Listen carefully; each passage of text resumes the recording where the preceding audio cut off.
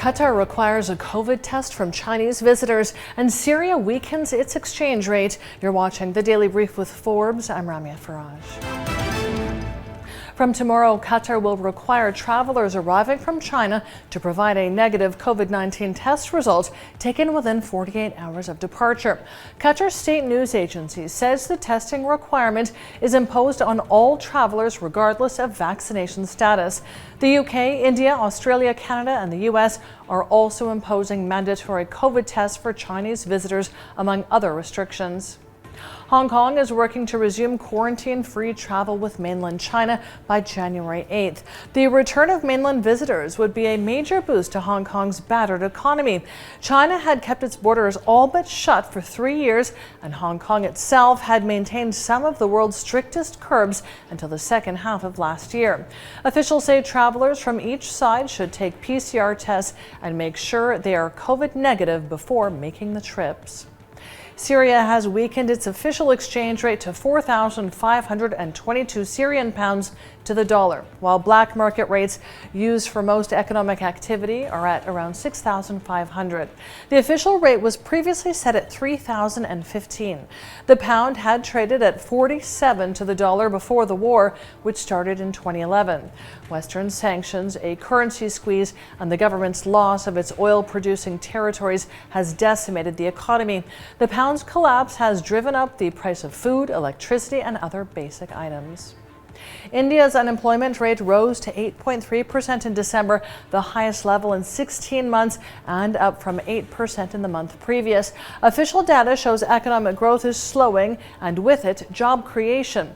It's falling behind the growing workforce.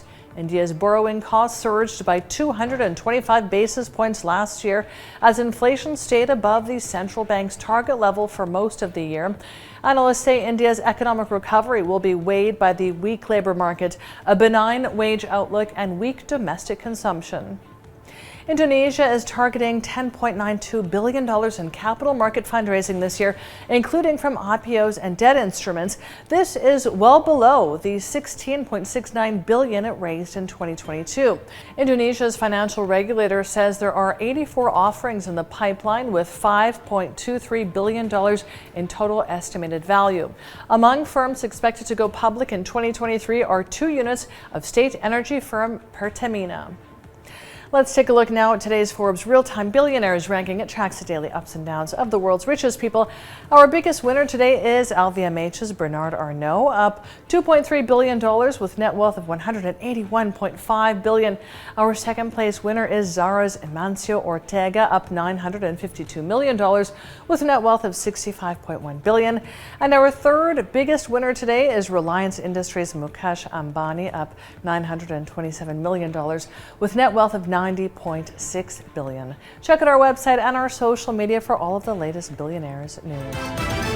Brazilians bid a final farewell this week to football giant Pele, starting today with a 24-hour public wake at the stadium of his longtime team Santos.